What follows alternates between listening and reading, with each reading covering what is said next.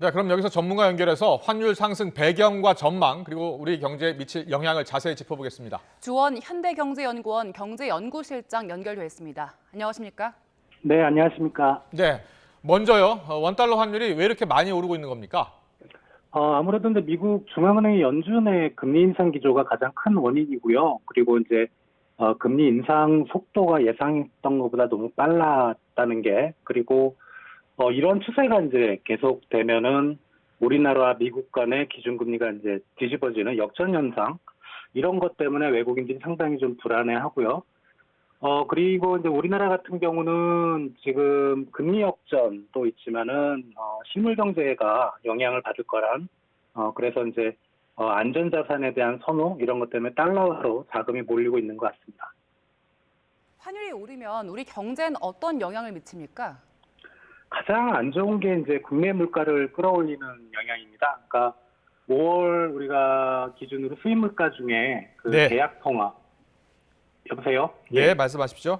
예, 계약 통화 기준으로 전년동을 대비 한 23% 올랐는데, 네. 이게 원화 기준으로는 36% 정도 더 올랐거든요. 그러니까 이 차이가 한 13% 정도 되는데, 이게 우리나라 소비자 물가 상승에 상당히 중요한 원인이 되고 있고요. 그리고 문제는 이제 환율이 물가를 자극하면 우리나라 중앙은행이 한국은행이 기준금리 인상을 가속화할 수 있습니다. 네, 네.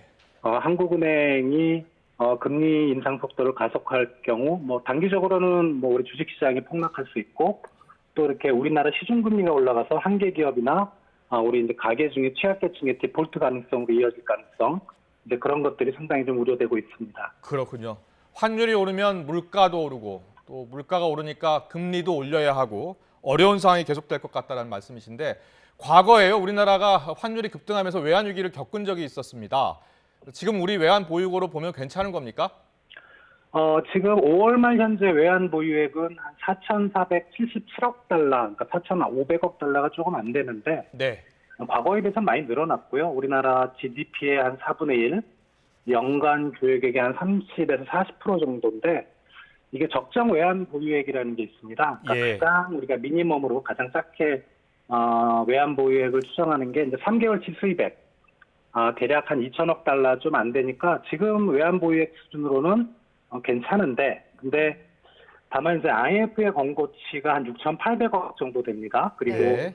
BIS 국제결제은행 권고치가 9천억 달러, 이거 완전히 좀 안전하게 가고자 할 때 이제 그 정도 규모인데, 그 정도의 권고치에는 지금 상당히 좀 모자란, 그래서 좀 우려는 되는 상황으로 좀 보입니다. 네. 일부 신흥국가는 지금 외환시장 이제 취약한 신흥국가들 보면 부도 위기가 있다고 하는데 현재 상황 어떻습니까? 이제 신흥국 중에 모든 신흥국이 그런 건 아닌데요. 그 신흥국 중에서 부채가 좀 많고, 인플레가 높고, 그 다음에 거시경제 펀더멘탈이 좀 취약한 신흥국들, 이런 경우는 이제 환율이 올라가고, 뭐 미국의 기준금리가 올라가면 자금을 차원할 수 있는 방법도 막히고, 또 갚아야 될 돈도 커지기 때문에 이런 신흥국들이 상당히 좀 어렵습니다. 그러니까 이미 스리랑카라든가 터키 같은 게 거의 외환위기에 들어갔고요.